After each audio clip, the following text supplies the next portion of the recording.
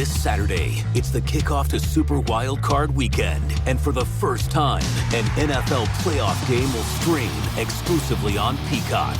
Unbelievable! It all starts at 4:30 Eastern with the Browns and Texans on NBC and Peacock. And then witness history when the Chiefs host the Dolphins at 8 p.m. Eastern, only on Peacock. The season comes down to this. Go to peacocktv.com/NFL to learn more.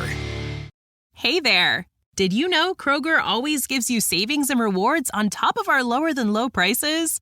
And when you download the Kroger app, you'll enjoy over $500 in savings every week with digital coupons. And don't forget fuel points to help you save up to $1 per gallon at the pump. Want to save even more? With a Boost membership, you'll get double fuel points and free delivery. So shop and save big at Kroger today. Kroger, fresh for everyone. Savings may vary by state. Restrictions apply. See site for details. Tired of ads interrupting your favorite show? Good news. Ad-free listening on Amazon Music is included with your Prime membership.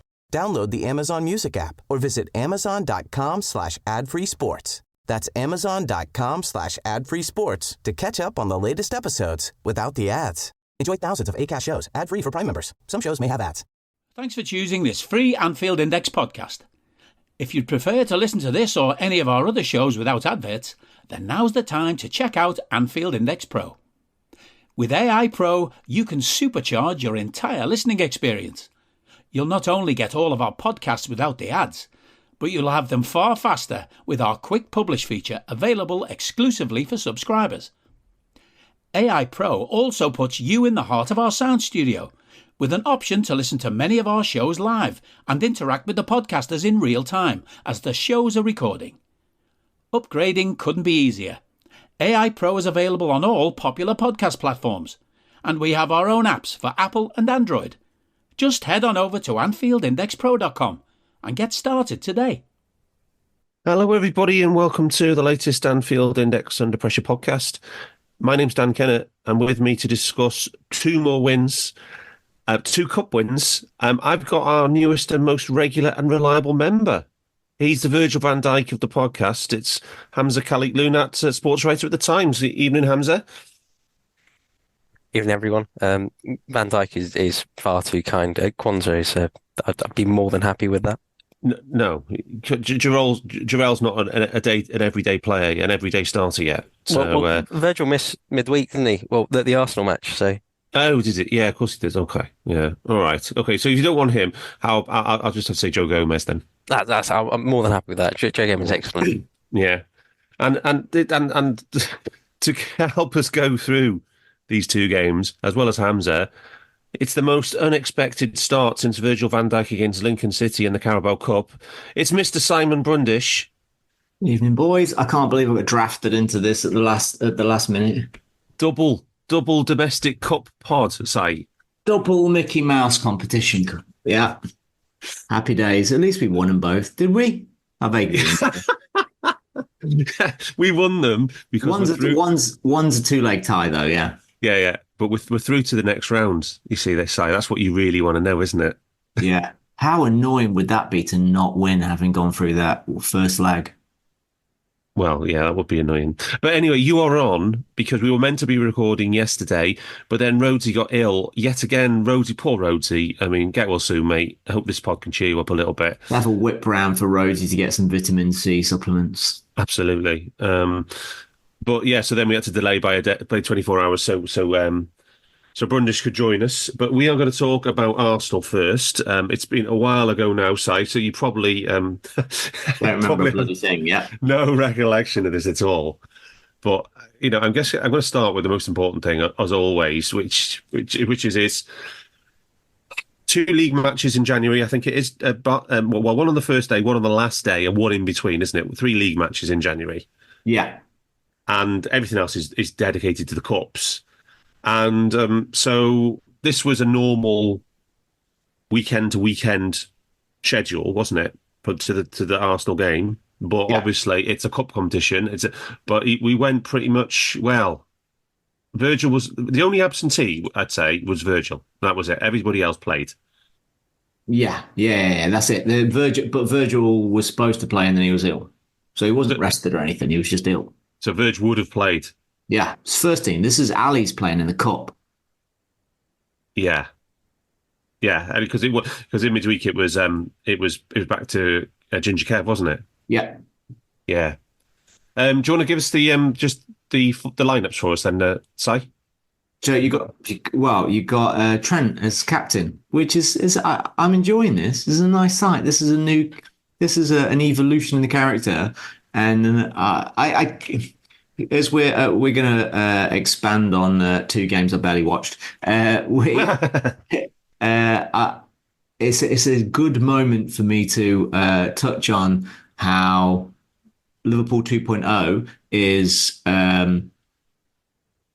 I think got accelerated by the characters we took out, and it creates space for the young characters to grow, and Trent is really filling his shirt these days. Let's say in an old cliche, he looks like a warrior. He looks like a leader. He wants that moment, like he's begging to be the star, isn't he, all the time? And he seems to be. Ironically, there are a couple of moments this season that he had turned on other players for making bad passes, Virgil even. Whereas he spent the previous 7 years of his career having Hendo scream at him for Hendo making a bad pass. So it gives him just a little bit more space to grow, and I think we're seeing the fruits of it. Yeah. So it was Jones and Mack in midfield. We got Kwanzaa back in for his midweek start. Yeah. Cody was playing as the second 8, and Elliot was the unlucky one who had to try and do the impression of Mo Salah on the right. Yeah. I think this is going back to the other cup game that I didn't talk about. That we largely played that game. We inverted how we played. I thought that game and West Ham. Yeah. And Harvey was trying to be the connector, coming deep all the time. He wasn't staying high at all, and we were trying to get in behind down the left. And that was my idea of what was going to happen in this game. And it just didn't. Arsenal kind of blew our doors off early on in the game, didn't it? So maybe it changed how we try to approach things tactically. Do you think it's fair to say that Harvey basically plays in the same position on the pitch, whether he's notionally in the front three or in the midfield three anyway? He just plays in the same area of the pitch. Yeah. Yeah. There were maybe 3 moments in the game where he was, but in both the games, to be fair, where he's trying to run off the back of Kiwior or whatever he's called. Yeah. And there was one moment where he actually turned around to scream at Konate for not knocking the pass, a long pass into him. Yeah. And then one moment where he did it to McAllister, but he wouldn't be able to get separation on anybody anyway. Well, one time he got behind the Arsenal left back, but by the time the pass could have been made, the guy was already back in front of him. Yeah. Yeah. So he's playing up, and then Diaz and Darwin up front off the left, and CJ back in midfield with Max starting as the 6 again for the first time in I think it's 13 games. Yeah, Sheffield United was when he got injured, wasn't it? Start of December. Yeah. And Hamzah, as somebody who lives in London and unfortunately has to deal with a lot more Arsenal fans than me and Si. Arsenal had played well but got very bad results over Christmas. And they went in with a kind of halfway house team, didn't they? Yeah, that's right. So they made a few changes. Kiwior came in at left back. Reece Nelson played on the left. Jorginho started as well. Otherwise, and Rice swapped for Ramsdale. Otherwise, that's around about the sort of starting team. Other than those changes. Big change for Havertz though, playing in the false 9 role rather than the midfield. Yeah, and the way that they used him was in sort of change their shape as well, sort of 4-4-2 or 4-2-2-2, and that causes a few problems because Odegaard joined with Havertz to form that front 2 when they were pressing, and that front 2. Usually if you just got front 2, it screens a pass into midfield, but because Trent goes into midfield for Liverpool, that means that Havertz, as the player on the left side of their attack, is also attempting to screen that pass into Trent. And at the same time as he's doing that, Reece Nelson was squeezing on Trent as well. So they made quite a concerted effort to make sure that Alexander-Arnold couldn't get the ball and release it quickly. And they're looking to squeeze Liverpool to the left side, allowing Gomez like the first free touch and then trying to squeeze on him because he's a right-footed player playing on the left side. And sometimes his first touch is just going to be with his right foot inwards towards his own goal. And there's a press, I think, in the first half, maybe 20 minutes in. Maybe actually, it's a bit earlier than that. Sorry, it was in that first 15-minute period where Saka stole it off Gomez as he did exactly that. So yeah, a few changes that they made. But yeah, to come back to your point as well, in the past few matches, they've just sort of undershot their XG by around 6. I think Well, after this game, there's a 3-match run where they are a combined 9 goals under expected at both ends. So that's what you call the double whammy, I think, Hamzah. Yeah. What a shame. What a shame. I think there's a few matches where they did play well and it didn't quite happen. You take their match against West Ham, they didn't play too well against Fulham, but they did still create a few chances. And and this match, they had quite a significant number of chances in the opening 15 as well. But as in that I think that just sort of happens. I think what's far more sort of because they look quite good in that first 15, you might think, well, actually, they'll probably just shake this sort of rut off and be able to convert their chances as the season goes on. But we'll see. But yeah, a few changes that they did make. Well, unfortunately, they were relying on should we say, I called him on Twitter, I called him a below replacement level finisher in Kai Havertz. So I didn't get away with it because the Arsenal Twitter didn't find it. But he just looks. It does not look like a forward in any way when he comes to in front of goal, does he, with Havertz? I think the key with him has always been that when he was at Leverkusen, he was playing as sort of a second striker, as a box crashing player, so in support of a striker, and that meant that he was, for example, if it's a counter-attacking situation, one player would the centre forward run into. He was never the focal point, was he? Exactly that. So then, what he's good at is finding space and attacking that, and then exploiting that. Not necessarily being a sort of a player that. Like a good striker will just see an opportunity and seize it straight away. They'll have a scruffy finish, but the key is there to get the shot off early. That's what sort of separates a good striker just from a normal striker or a normal player. They're able to get the shot off early, surprise a goalkeeper, and get it on target. That's why the sort of, if you go through a goal reel of a top goal scorer, there's loads of like just rubbish scruffy finishes that just go in because they're able to take it early and get a shot away from whatever angle they receive the ball at. Havertz doesn't quite have that because that's never been him. Yeah. I think that's one reason why they tried to play him as an 8 this season, and the reason I think they played him as a sort of false 9, double 10 in this match is more so for his pressing ability. Yeah, he was good at that. To be fair, they were very good at that. Yeah. But just come on to, I'm not going to do the whole match summary because there's no point because this is the cliched game of two halves. So first half, the possession was 53-47 to Arsenal. The shot count was 13-2 in Arsenal's favour. 5 shots on target to 0 for Arsenal. 4 big chances to 0. Wow, what a kicker that is. 4 big chances to 0 and 1.3 expected goals to Arsenal and 0.1 to us. But it was 0-0. And we don't want to spend too much talking about blowing smoke up Arsenal's backside because they missed all their chances. I'd rather it's a Liverpool podcast. We weren't very good first half. We weren't very good at all.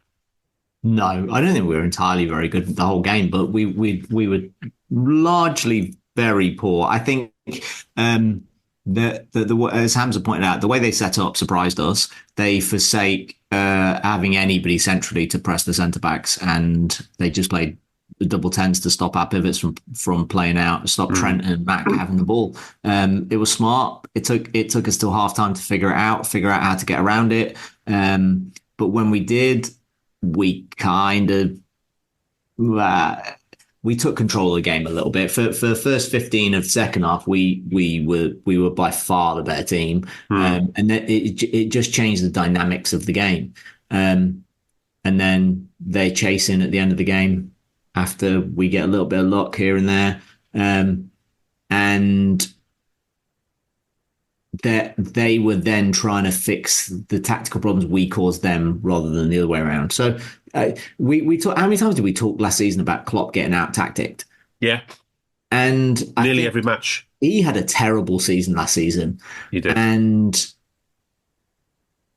most of our players had a terrible season last season. And I listened to. Everybody else would have done, but catching up after being ill, I listened to clips of Milner talking to some, oh God, the high performance wankers. Jake Humphries. Oh, fucking. Jake Humphries goes on my mantelpiece next to Man United trophies. Anyway, he was talking about like the Barcelona game and how key it was, and if we hadn't have won that, then that team would have been broken up. Because just taking the devastation away from 97 points and not winning the league, and on the back of losing a Champions League final season before, all that stuff. And I think the quad ruined the brain and the horrible Champions League final. It really got into the brain of so many of our players and staff, as well as fans. Me too, for sure. And I think whatever happened, the reset, I think finding joy in football, which is what we did after the Arsenal game last season, it solved something, and there's fun, and it inspired Klopp and the staff to be curious again and to solve problems and feel like they're good at it. And he has been, I would say, he is well in credit this season in games where he is positively affected. I think maybe even in game more than any time. Yeah, Klopp. Yeah. Yeah. Well, he said early March last season, he said any other manager in the world would have been sacked by now. Yeah. There's after Brighton, wasn't it? Yeah. After we lost to Brighton again. Yeah. Yeah. So Hamzah, your thoughts on that? That first, we were very narrow, weren't we? And we didn't adapt to Arsenal's tactics. I mean, do you think there's anything we could have done with the personnel available? Obviously, no Salah. No Van Dijk. I guess where to play Nunez has been a question that. Four touches was it in the first half, or six touches? Yeah, and one thing he has improved on this season, definitely compared to last, is his exchange and build up play and hold up. Yeah. It was quite hard for him to. And when you're not getting width and pace from Elliott on the right. We were getting width and pace from no one. We didn't have any width at all in this match, in that half. And when Diaz is roaming, that means that the opportunity for Nunez to display his pace and speed isn't quite there. So usually if you've got pace and width on both sides, and the number 9 can drop in, and you still have pace and width from the forward line as a whole, right? Yeah. But if those two wide players aren't doing that, and they're squeezing the supply into Nunez, and they're not being able to play direct in behind for him to run onto, then you don't really get to see any of his best attributes, any of his best physical attributes, that is. That's why when the change came in the second half, he was able to display those skills, which made him much more effective. It was. There's no point criticising him in the first half because he had no supply and it was a really tough situation for him.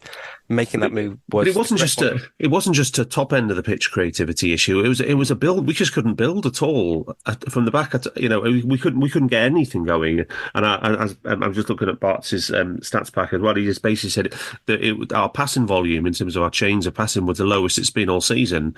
So we just couldn't get anything going. Obviously, you're missing you're missing your most important build-up player from the back in Van Dijk. Mm-hmm. And you're missing your most important creative hub in Mo Salah up front for penetration. So, and there are a few things Liverpool tried. Curtis Jones dropped deep to sort of help lend an extra body.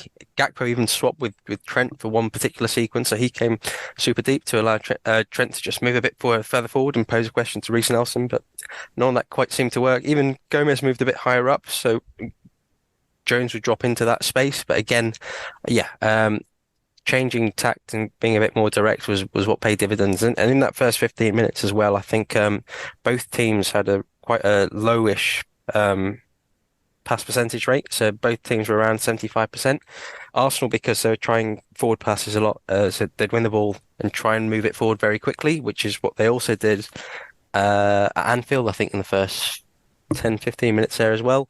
While Liverpool's was slow just because they couldn't quite release properly. After that period, it sort of settled down and both teams had a sort of more normal sort of success rate. But yeah, for that first period, it was quite tough work. If you look at distribution as well, in the first half we had 8% long ball rate, and in the second half 15.8% long ball rate. So the way we decided to approach totally changed. And in the first half, we were doing the thing that we've been doing, which is trying to play out through the middle, with occasional switches and like the big ball inside out to Mo, who kills it dead. We don't quite have that same quality. The 40 yards pass switch from Virgil, who is the best in the world at it, to Mo, who is the best in the world at receiving it. You take those two out, it's quite a significant change.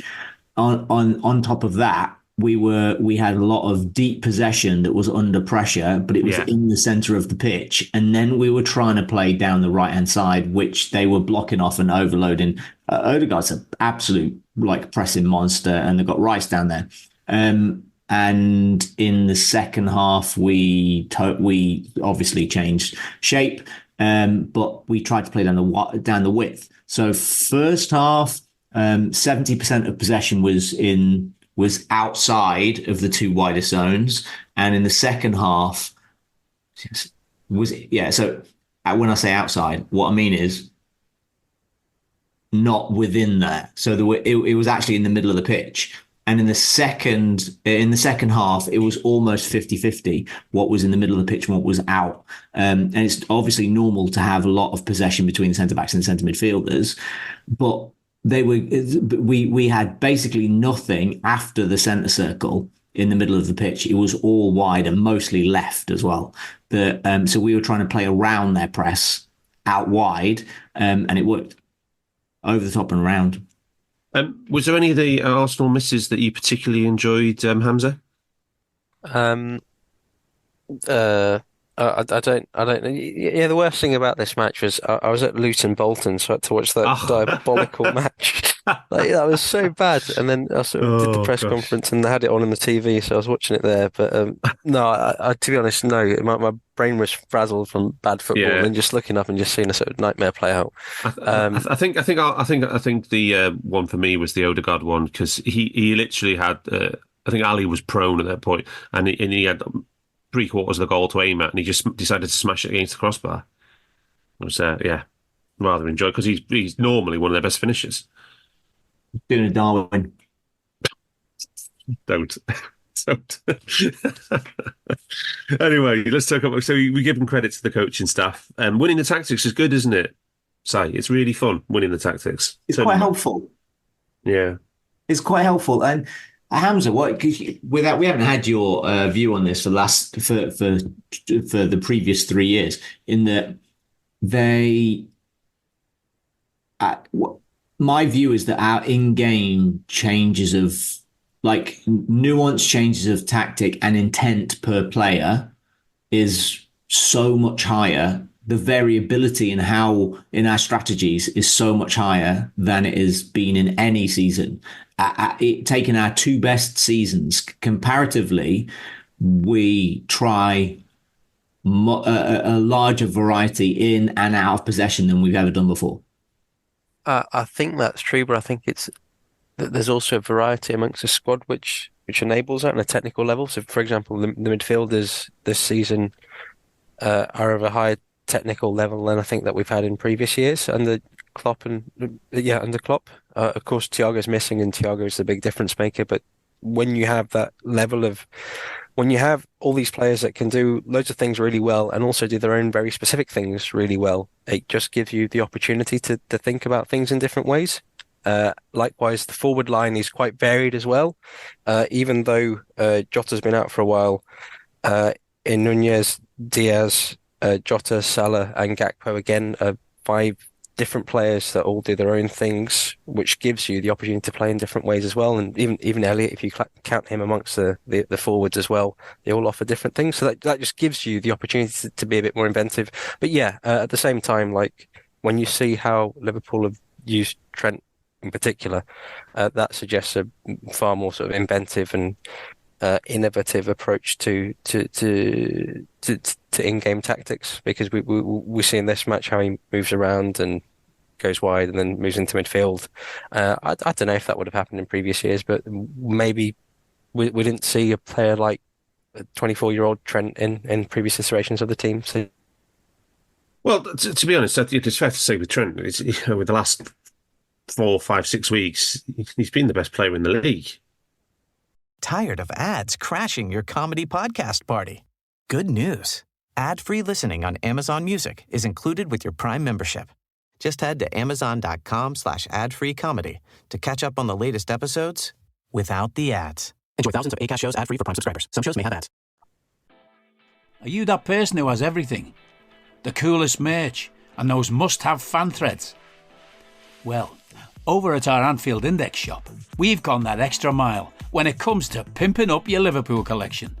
From our popular range of bespoke design t-shirts, sweaters, hoodies and hats, to our signature edition mugs, prints and coasters, all provided with fast worldwide shipping. We have something for every red.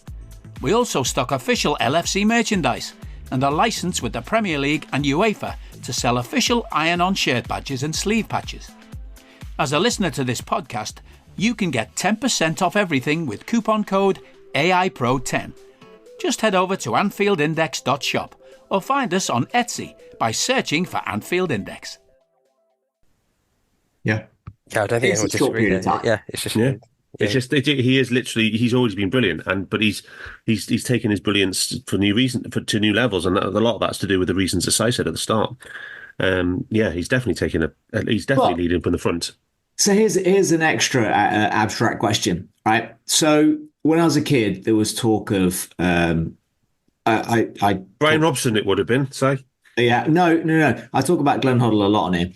And he had like 35 caps for England, and there was always talk of if he was Brazilian, he would have had 150 caps. Yeah, like.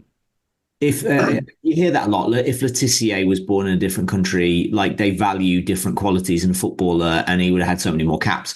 Like these days, it's a surprise your sister doesn't have caps for the boys England team. They give them around so easily, so you can't really make that comparison because everybody has 150 caps. But my point about Trent is there any chance that Trent's always been this player and we got his position wrong in the first place? Yeah. But is there any chance we underestimated his abilities and stuck him at right back? Well, and made him stay there, and he could have been a 10. To be fair, we did call him the best playmaker in their team when he was 18. We were saying that constantly. But maybe he could have been a 10. Yeah. Yeah, there's my point. I'm really, I suppose I'm being just devil's advocate for a second, which I enjoy. But it's more like we give the coaches credit for giving him the opportunity to play midfield. Yeah, but is there a chance that he always should have been? Well, the only reason he ended up playing midfield, let's be clear, is because we tried every other thing last season to fix our problems. And nothing worked, and literally it was last chance saloon, and we said, let's try inverted fullbacks instead. And lo and behold, it transformed our season for the last 6 weeks. Yeah, absolutely. But it's a little bit like, I know there's a comparison with Gareth Bale, but a lot like Gareth Bale in that Trent hadn't been playing well. That was one of the things. We can't argue he hadn't been playing well. Yeah, and it was having the worst period of his career. And before Gareth Bale, before he played against Inter Milan, he'd set the record for the most matches played in by a Spurs player without winning. At left back, he was wank. And he got shunted into midfield because they had too many left backs, basically. And suddenly he became one of the best players in the world. Sometimes coaches are wrong. It's a bit of contingency as well, though, right? I think Klein got injured, and then that was it. That was Liverpool needed right back. And yeah, he got in because Klein was injured. Who can play midfield and right back. Yeah. Can get his shot, and he was good at right back. So I think often it's just contingency rather than planning or design. Just there's so much luck involved in sport. Yeah, exactly. But he's still only 24, right? Say, sure, 25. 25 now. Yeah. So yeah. Anyway, still plenty of his peak ahead of him in this position. He could absolutely go on to be one of the great players of all time. Yeah, absolutely. We could legitimately have 4 of the great players of all time playing in the same team. Yeah, absolutely. So anyway, talk about Trent. He was the one who broke the deadlock with a wicked ball in. You talking about the we gradually got a grip of the game in the second half, and you can see it with the wave, the Opta wave thing on FOTMob, and it was a really nice peak, our real first one of the match, Chris coming up to that opening goal. Yeah, and we'd started to go close. Trent hit the bar at the very end of the first half as well, which was an outrageous effort. But yeah, it's one of those balls that you just need to touch off anybody, isn't it, Si? Because it's so good. Yeah. It was a Trent ball, but even though we had pressure and we changed the how the game felt, like we needed a big slice of luck to change this game, and that was it. And from then we ended up doing a brilliant thing afterwards. But when we were the best team in the world, we still had 4 own goals and I think 16 set-piece goals. Yeah. So you need a little bit of luck, usually against a deep block, but that's not what happened in this game. But because Arsenal were really good, but it was a huge slice of luck in our favour. Yeah, I would have preferred it was in the league game. Well, yeah, absolutely. I mean, we did have. I think we had 4 shots in 6 minutes before that free kick that led to the goal. Yeah, but we did. But they'd had we'd at that point we'd had 5 shots in the box. They'd had 4 shots in the box. They had 11 touches in our box in the second half. This is when we were actually dominant. They'd had 11 touches in our box. We'd had 3 in theirs. Yeah. It felt more dominant than it actually was. Yeah, because overall for the match, our shot quality was only 0.06, which is terrible. And I'll just do the second half match summary as well for the moment. We weren't cutting them open. No. I think we stopped conceding the big chances, and it was more a much more 50-50 game. But although we had shots, they were just more like pot shots, weren't they? But we just finally had. I think the point was we finally actually had a little bit of pressure ourselves. So 55-45% possession to Arsenal in second half. We actually outshot them 10-5 in the end. 3 shots on target to 0, and it was 1 big chance each. And the expected goals was 0.5 to us and 0.4 to Arsenal. So, yeah, pretty close to a 50-50 game again, just like the league game at Anfield. And Hamzah, a nice little moment of quality to settle the game. On the break, Grav into Nunez, Nunez into Jota, and then Jota into Diaz. A really nice first-time finish at the near post. I think it was first time. Really good break. That is exactly what those players in particular, as in those I've just named, that's what they thrive at, and that's what this team in particular is really good at on the break transition. So really nice finish. Clinical way to end the game. It really, really, really does help that Jota can come on from the bench. He's excellent, I think, in that. He's looked really sharp since he's come back, hasn't he, generally? Really sharp. If there is a player of the forward group that is the most likely to be able to sort of cover for Salah in the large capacities, I think it will be him, because he does everything really well. In terms of XG and XA, he had 0.14 in his 31 minutes, so per 90. That's a 0.42, right? Which is almost as good as Odegaard's 0.43, which was the best in the match. Trent was 0.25 for what it's worth, 0.21 of which was XA. Nice finish of the match. The only other thing I probably would mention are the other young boys that came on, Bobby Clark and Connor Bradley. Bradley played really well. Clark played really well too. Again, you can't really read too much into 15 minutes. Even though it's 15 minutes at Arsenal. But, yeah, I was going to say, I think you can if those 15 minutes were at the Emirates, mate, against a strong Arsenal team. I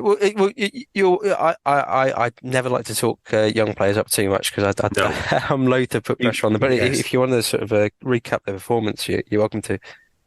No, it's fine. We because there was just like really rosy performances. So it was a nice positive. I just wanted to say from Bart's stats pack gave Arsenal a 63% chance of winning this match. And the 2-0 scoreline was only a 3% chance on the Monte Carlo, which is 1,000 sims on the match. So so a bit of a smash and grab. Now, Bart, Si, you wanted to talk about Diogo Jota at the end of the last pod, and we never got the chance. Do you want to give him some praise now instead? Because he continued his remarkable run of goals and assists and his frequency of his golden bomb.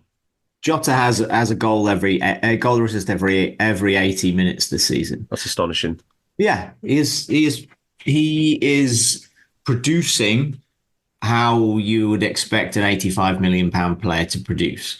And if you look at the squad as a whole, if we can keep him fit, as long as one of them is producing like an £85 million striker, who cares? So what are you saying? That we need to go and erase the transactions and swap the transactions for the two players? And no one would care at all. Yeah, absolutely no one would care. I love how in the last 3 weeks, through his absence at first, and now in the last 2 games, that people have cottoned on to actually is quite good. Because apart from in the ground when he gets his song sung because he's got a cool song, so when he's not even there, he gets his song sung because he's got a cool song.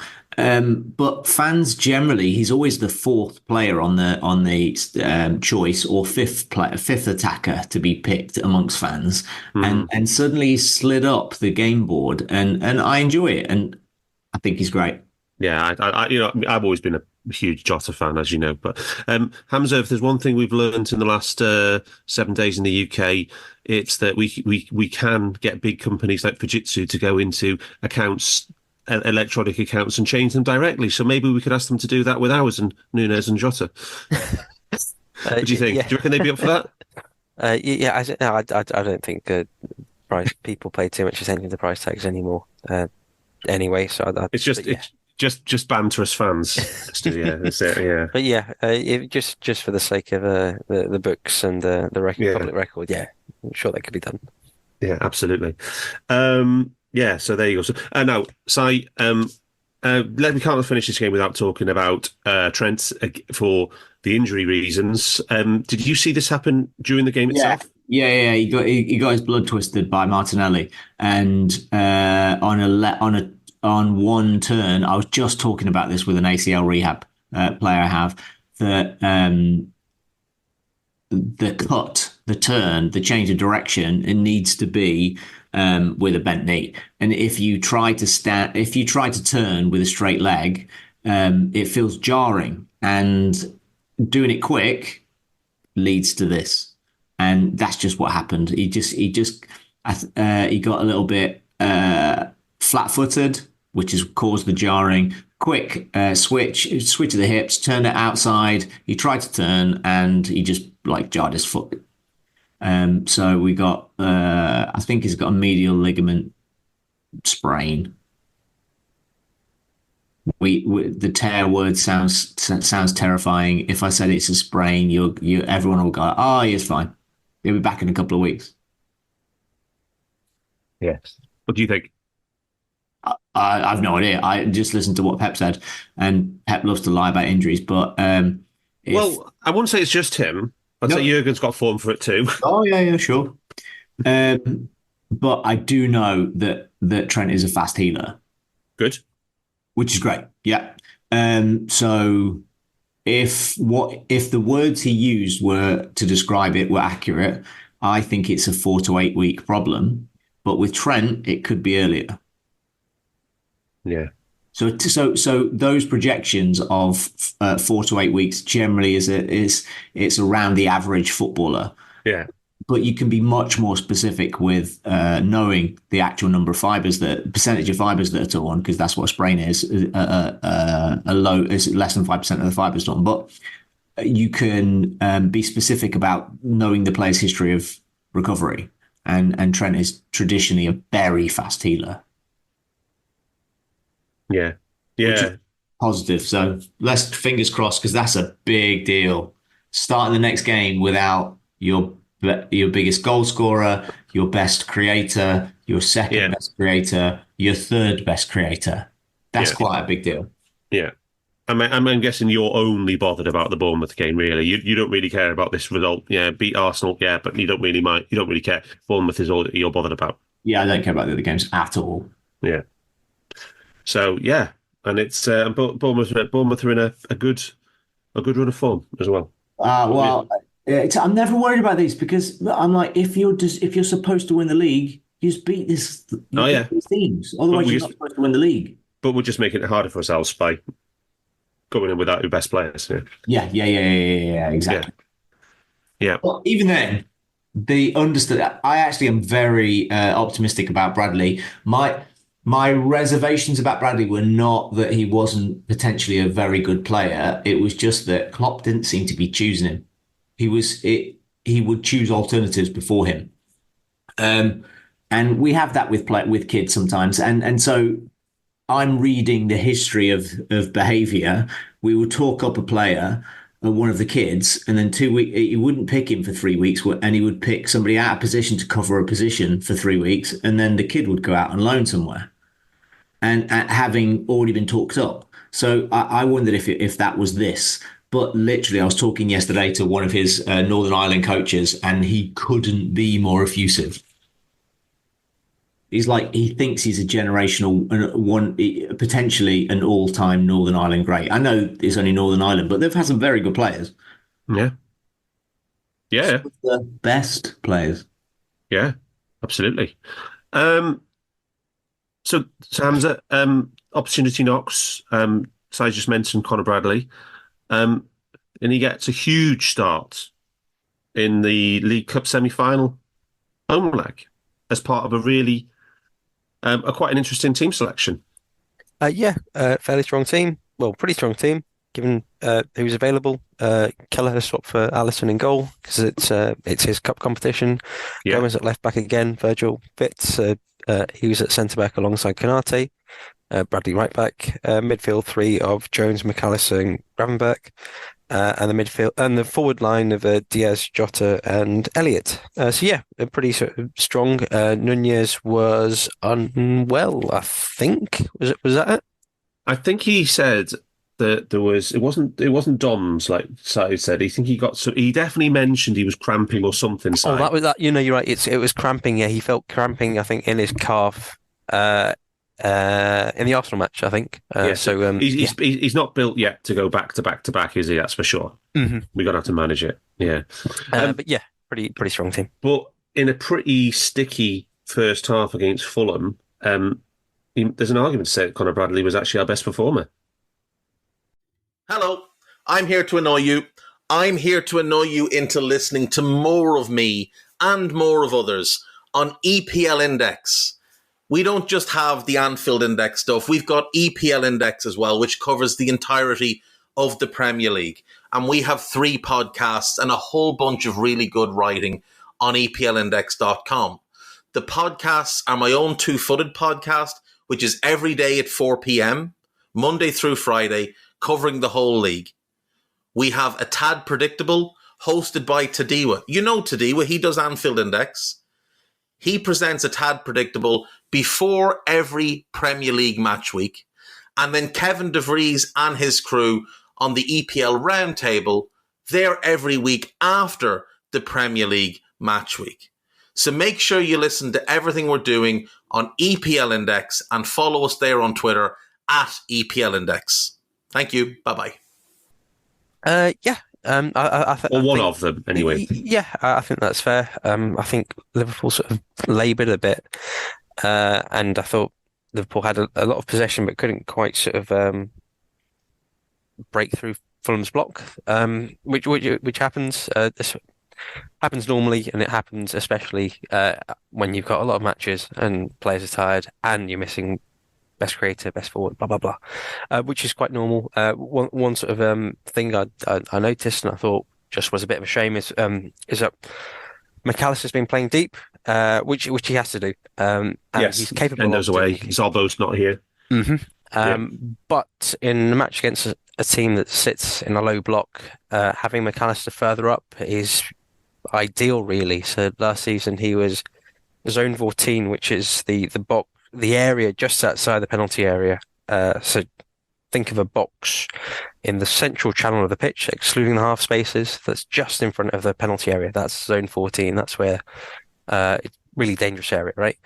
And that's where McAllister had the most pass receptions and most passes played from last season. He's really active in there. One of his best strengths is being able to find space and just slip passes in and out from there. And having that against a low block is enormously useful, and that's where he really sort of profited under De Zerbi last season. But if he's playing deeper, which he can do, which is fine, he also did for Brighton as well under Potter.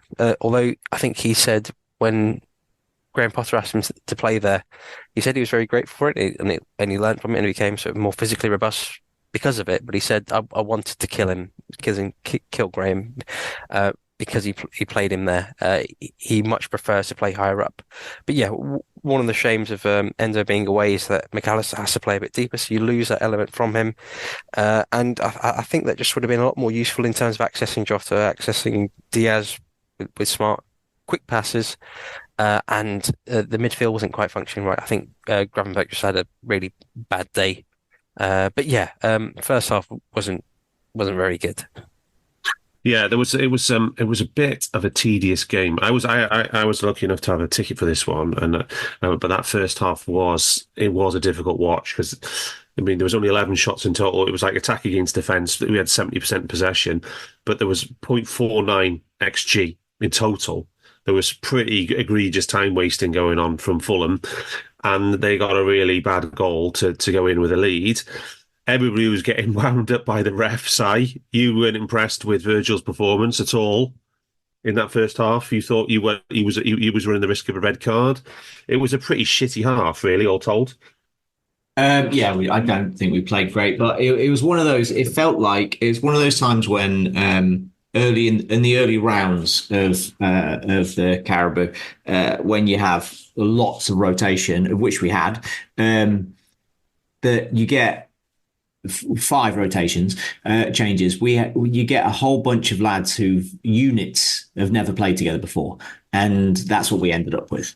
And when the units not played together before, the synergy, the timing of their movements. They don't dovetail. They're not in sync. They're not synchronized, and then it looks terrible. So the timing of their press isn't. The angles of their press doesn't work. But Fulham didn't have an awful lot of the ball, so that didn't really matter. But we couldn't create pressure on them with the ball. So we couldn't create any transition moments, and we weren't passing fast enough. If you watch, so much of the play was 2, 3, 4 touches before we made a pass. And in the previous, I think the previous 5 games, in our 3 best moments of those 5 games, we've suddenly come alive, and then there's been 1 and maximum 2 touches. Really hard passes, trusting one another to receive the ball in any at any angle in any situation, but playing it in an angle that you can then that they can deliver to the next player in the pattern. So lots of planned patterns emerging across the pitch, and we didn't really have any of those. No. It just felt very disjointed, and that's what disjointed means, that the patterns of play that we practice in training don't occur in a matchday pitch. Yeah.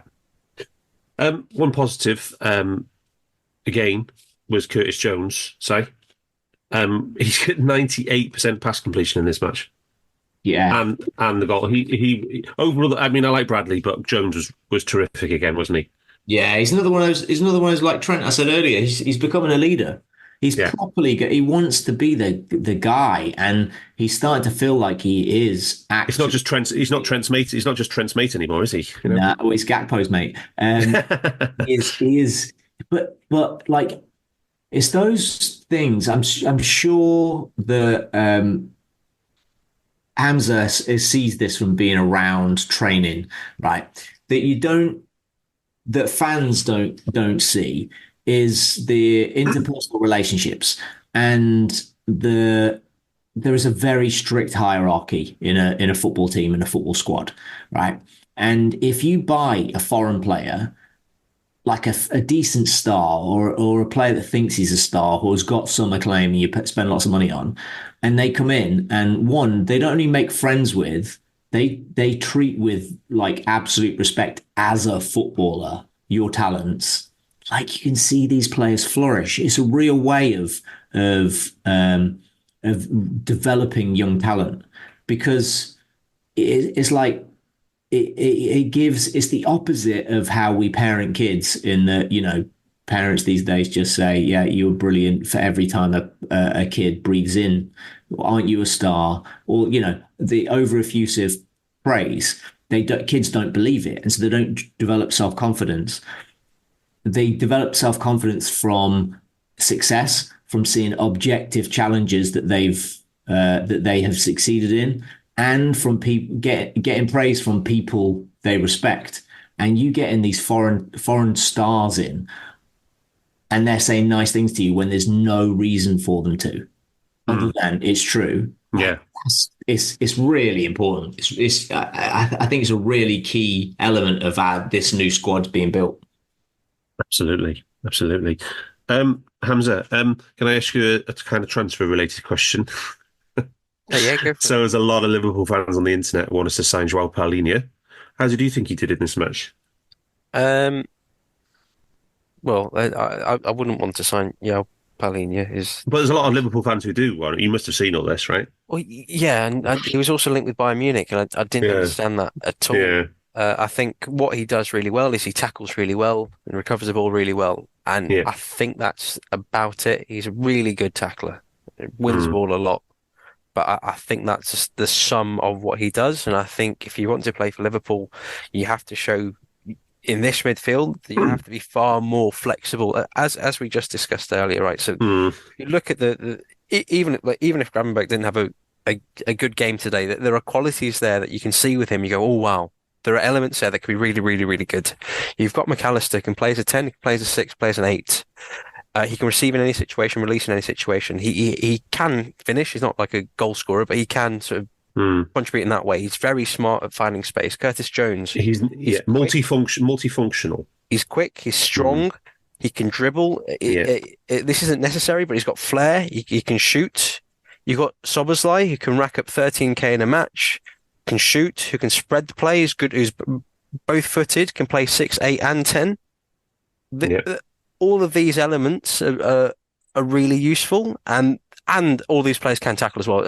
So McAllister is a really, really, really technical player who can actually play as a 6. He's not a 6. He's not a defensive. He was actually quite physical in this game. I thought McAllister. He really got stuck in. Yeah. If you look at his numbers when he's playing there for Brighton as well, he was doing quite well in terms of tackle volume, ball recoveries, all that sort of stuff. It's not his position, but he can do it to a good, passable standard, more than passable standard, actually.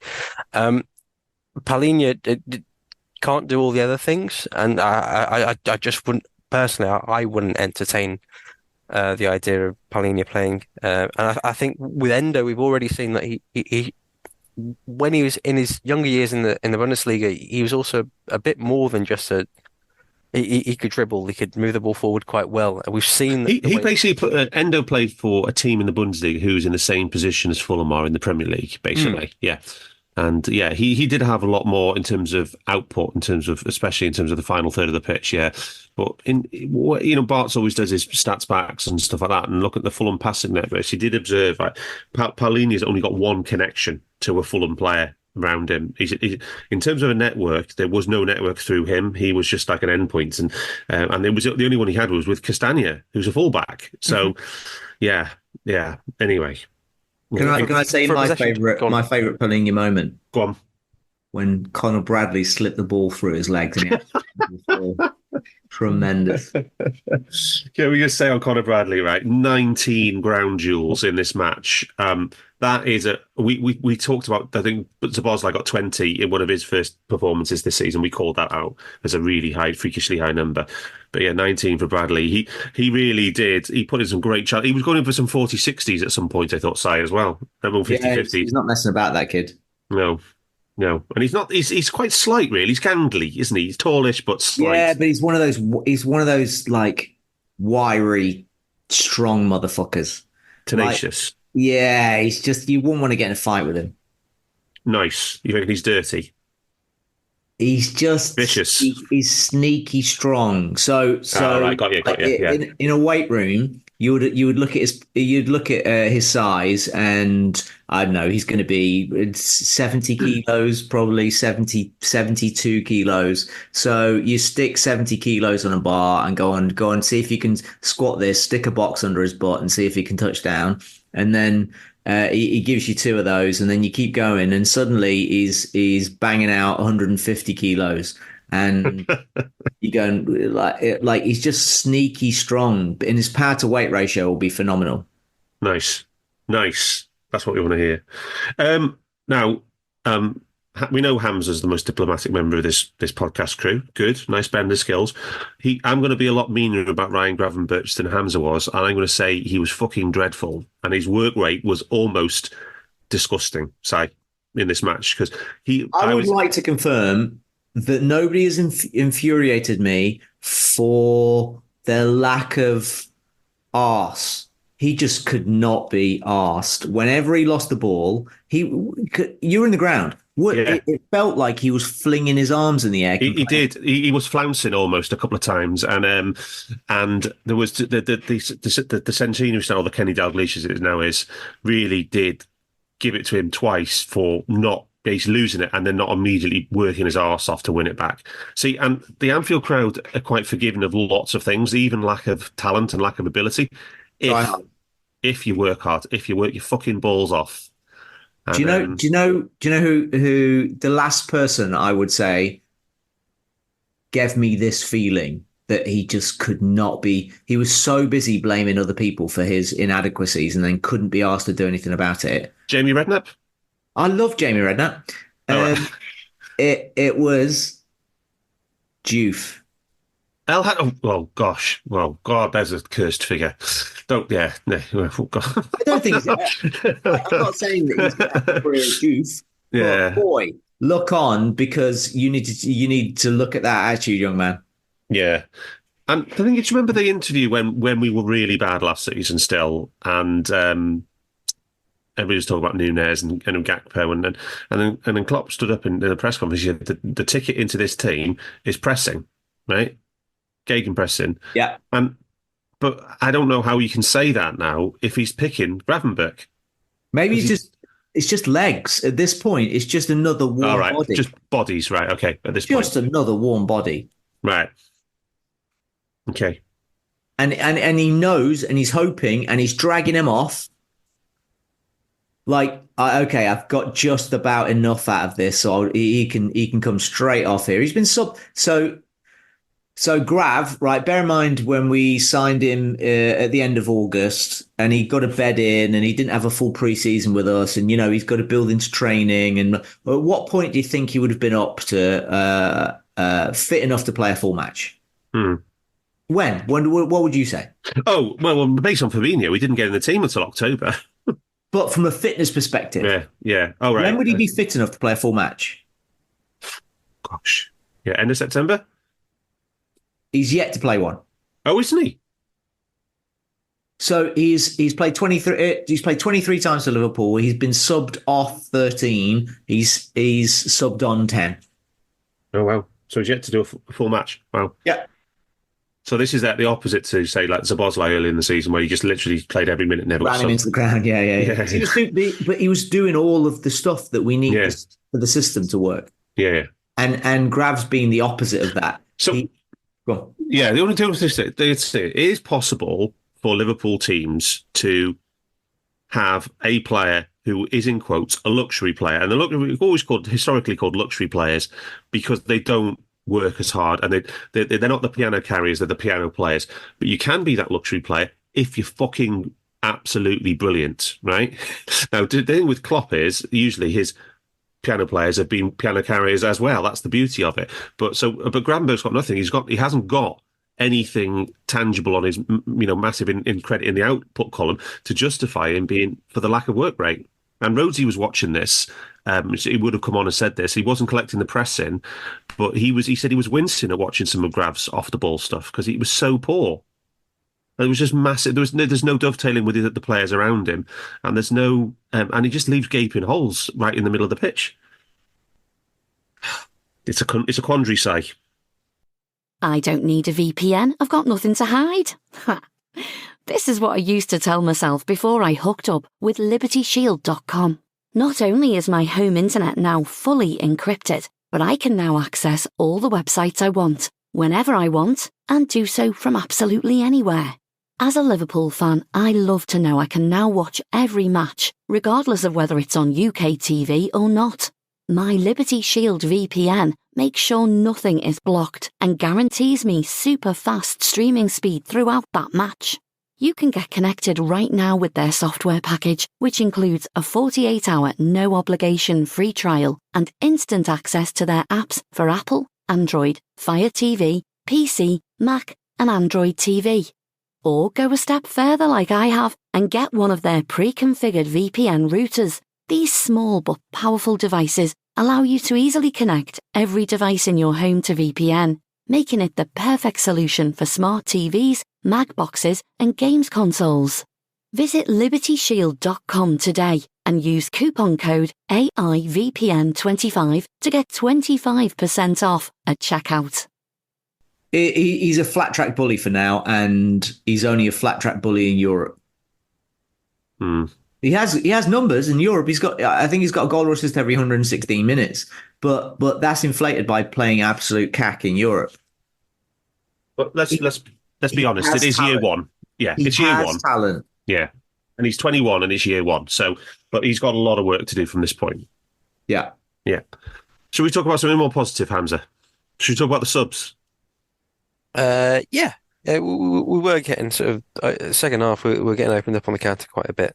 There was a possibility and probability that they could have scored a second if they're a bit sharp. Yeah, we were getting a bit frayed, weren't we, at the edges? And the Cordova-Reid had a shot when he should have squared it. Yeah, that was just a bad decision. But there was an opportunity that Liverpool could have gone 2-0 down just because of how open they were chasing. But like it's a second string team. But Cody came on. And Nunez came on, and Nunez got 2 assists. Cody got the goal. The changes were good. They worked really nicely. But Jones got the first one, I think, and then the goals came, I think, in 2 minutes. The deflected goal from Jones. Yeah, 62 minutes was the Cordova-Reid chance.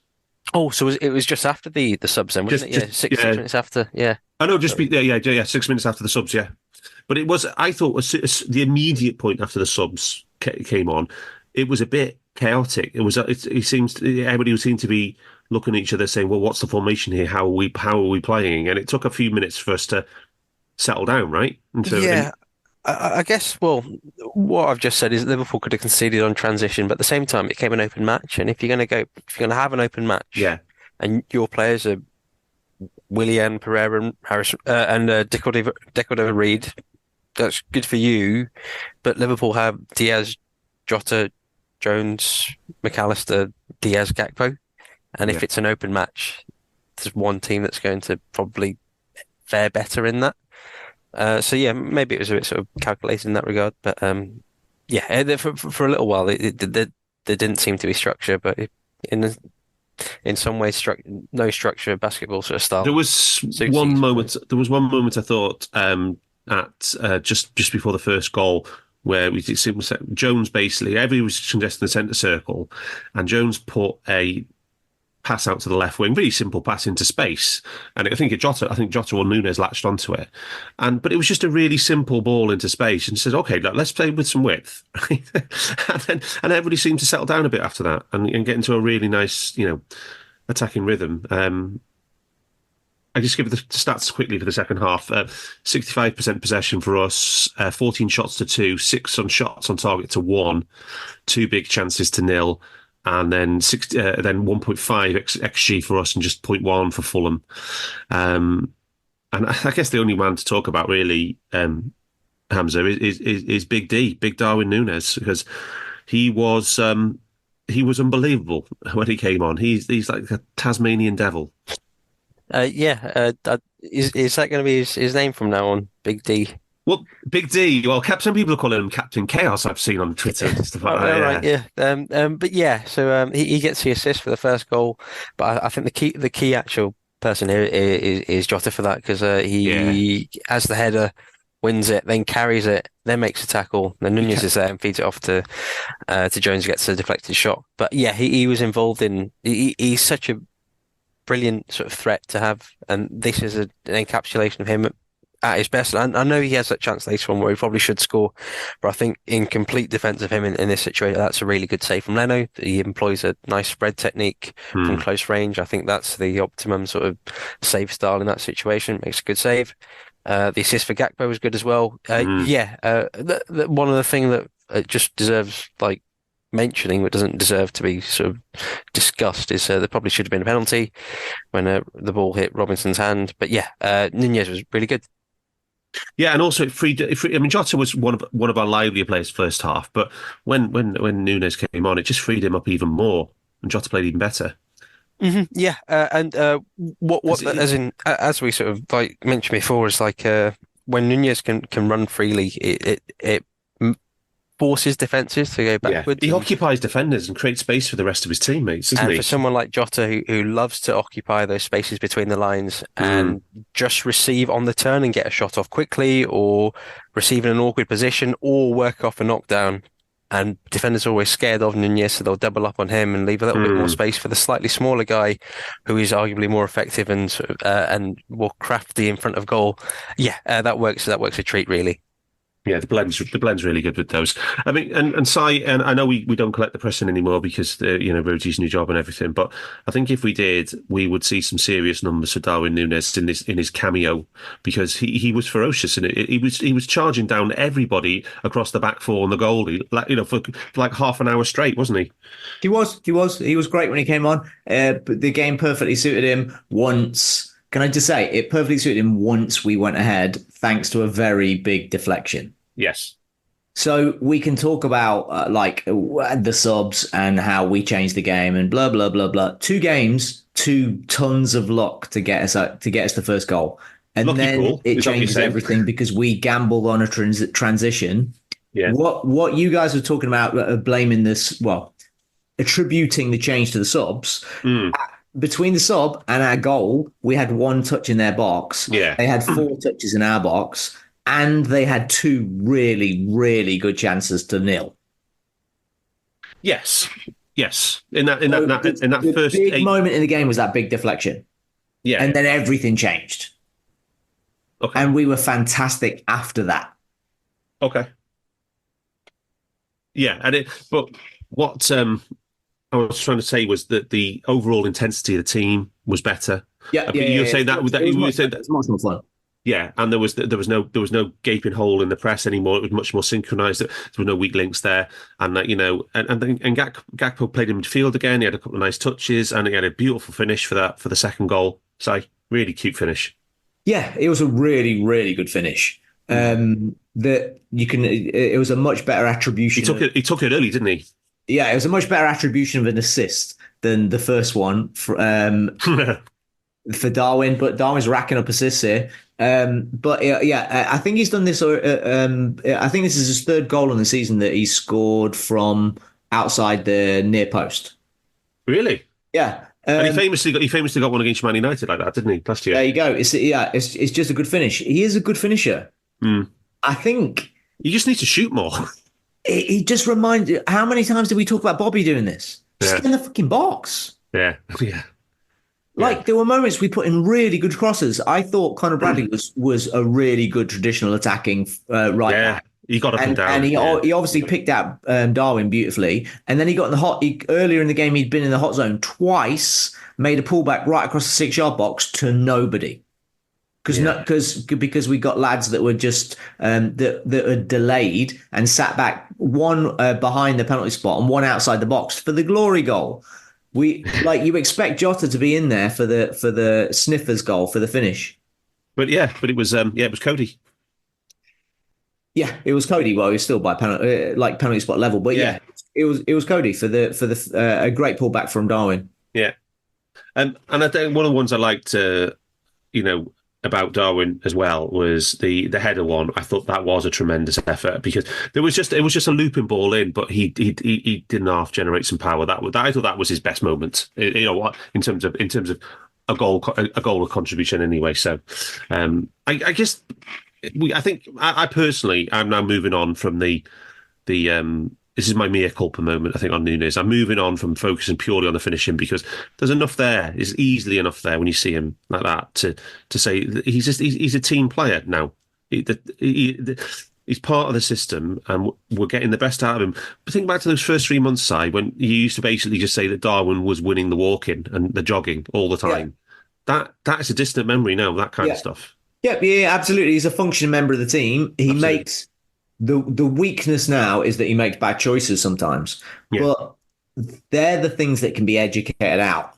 Yeah, and then it's the composure in front of goal. But we're talking about perfection here. It's like when you were talking about it's all about his finishing because there was nothing else in his game. Yeah, like I was saying with Gravenberch, he was a luxury player because he wasn't part of the system. Yeah, exactly. So now he's not making a big hole where he's supposed to be pressing anymore. So he's not a threat. Yeah, he's not causing us threat. He's just causing them threat. And there are still there are types of game where he is most suited. And at the end of the game, there can't be many better subs in the world when you've got tied defense, but also a defense that are willing to push high. Yeah. And transition, because that's where he lives. Absolutely. Hamzah, was there anybody else that particularly impressed you the second half? Anybody else you wanted to give special mentions to that you haven't? No, I just thought it was an all right performance from the team. Didn't think they were super special, but yeah, there's some. Yeah, I don't have too much more to say. So what do you think this means for the rest of the season now, Hamzah? Are we going to play every possible game again like 2 years ago? I think the plan is to, and I think, well, as in, so you laugh, and I imagine many of the listeners might be split, and some may think that they want a tilt at all full competitions, and some may, the lesson that they will have taken from 2 seasons ago is that it's just not worth it. And when you look at the sort of final 5 games of that season in the Champions League final and the Spurs match, you go, oh, yeah, it probably wasn't worth it. However, I think the lesson that Klopp and the coaching staff have probably taken from that is, well, we just need a bit more to do that properly. As in, that's the lesson that they would have taken. It's not that Liverpool shouldn't have competed in the FA Cup and the League Cup in their quest for the quadruple. It's that they should be doing this, and all they need is a little bit more depth, a little bit more energy, and a little bit more strength in the final sort of fifth of the season, and that would have put them over the edge. I think Klopp is. I think he took not getting all 4 personally, and I think it would have hurt even more seeing City get the treble last season and all the accolades that came with that, because that probably wasn't City's best team, and Liverpool's team a season before was better than that team, and arguably City's team a season before was also better than that team as well. Yeah. So I think that really would have stung, and these are, we often forget, these are just super, super competitive people, and they take everything personally, and it's what makes them who they are, that they think that they can get a bit more out of them than perhaps the science says. As in, when a manager gets hired, they'll look at a squad and go, yeah, Yeah, I think it's an all right squad, but I reckon I can get more out of it, and that's without even adding some players. And that's what makes managers managers. They believe they can squeeze out a little bit more. So that's what you've got to praise and thank Klopp for in achieving all that he has done so far, and that means that he's going to take these cups really seriously. And I think, fine, that's how they're going to do it. I remember the only issue is about going with 4 trophies. But one of the issues is you just run out of money trying to watch all the matches. I remember I had to just think. Are you saying just think of the fans? The good thing is that the Europa League isn't too far away. Yeah. And I think there's a lot of fans that will accept that they won't be able to watch the match in the stadium, but will actually have a fabulous experience outside if Liverpool gets the final. Yeah. I remember going to the FA Cup semi in the quadruple season as well, and did that Arsenal away Champions League final. Yeah, it takes quite a significant sort of toll on your bank account, but if they do it every 2 years, sure, whatever. Yeah. So surely it's all being picked up on the tab by the Times, Hamzah. Well, no, if I'm working the match, then yeah. But if I'm going as a fan, no chance. Yeah. So, Si, same question to you, mate. Obviously you're not ecstatic that we're going to be aiming to play every single game of the season again, but you have noticed a significant change in strategy about how we're going about it. Yeah, sorry, I thought I was on mute. We are being maybe a little bit more strategic in how we're rotating and how we're using all the players, but maybe we have more players. But that being said, somebody decided we needed more players. So we're trusting more players. So quickly, up to the same stage in the quad season, we averaged 3.8 changes of starter per game. And then from this point to the end of the season, it went up to 4.3. Last season was, and then it became a total shit show. This season, we have 5 changes per game. Already? Wow. So we're already up. What? Yeah. 20, 28, 26, 28%. Wow. And the big thing for me is that during the quad season, we were using 81 minutes a game. We're allocating 81 minutes a game for subs. Yeah. So the starters were getting 81 minutes a game rest. And this season, it's 125 minutes for subs. Wow. So we're giving we're paying more attention to freshness and to giving players rest. Let's hope their strategic model works. That they can keep up. I obviously at this point we're trying for all the trophies, so go and try and fucking win every game. I don't think it's possible. I'm here for hope at the beginning of the season, and I'm the only person in the world that thinks we can win the league. Which makes me more pissed off when we ruin the best chance we have of beating City by taking the shine off our best players by fatiguing them in competitions that, if you want to win, is fine by me as long as you don't pay your best players and take away their best minutes. My last thing on this is, if you compare the trajectory of with all the rotation and all of the substitution minutes we've been playing, which is strategic and smart, right?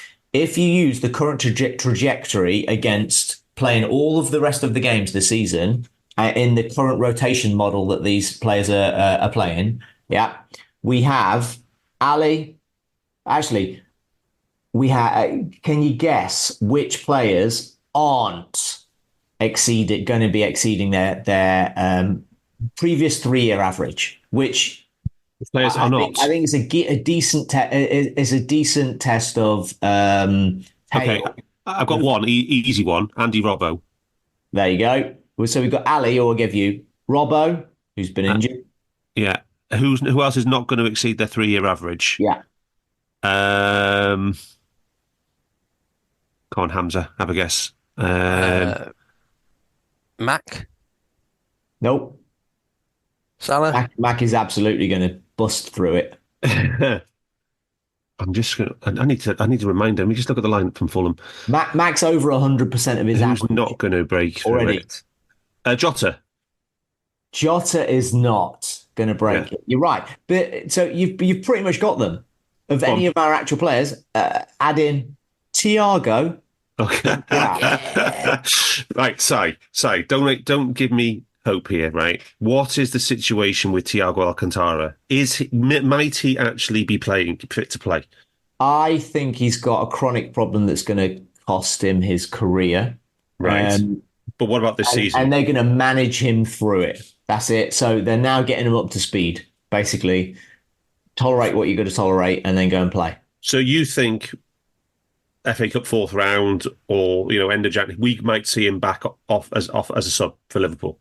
I think after the winter break, you're going to see him, yeah.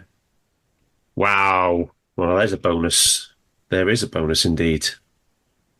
Right. That'll be fun. That is the game changer. If you get Thiago in, it just changes everything. Even Thiago, if he can't run. Just anyway. Just to see him play against United again is a real sort of treat, wouldn't it? Yeah, and Andy Robbo back after, and Andy Robbo and Simicast back after the international, the winter break as well. Yeah. No, I think I'm looking at the dates now. I think you're looking at mid-February for both of them to be back. But Robbo was originally meant to be start of January, wasn't he? Yeah. Oh God! All right. So it seems like they're checking him against cricket modalities just to make sure he's got like full bowling range or something. Right. I'd have probably had him playing already, but yeah. Oh well. Health of the player. Yeah. So they're being really precious with him. Isn't it the 4th of February or something? Yeah, I think that's the earliest chance you've got of seeing him. Salah might miss them, right? Salah might miss the Arsenal game if he goes on with Egypt, right? Yeah.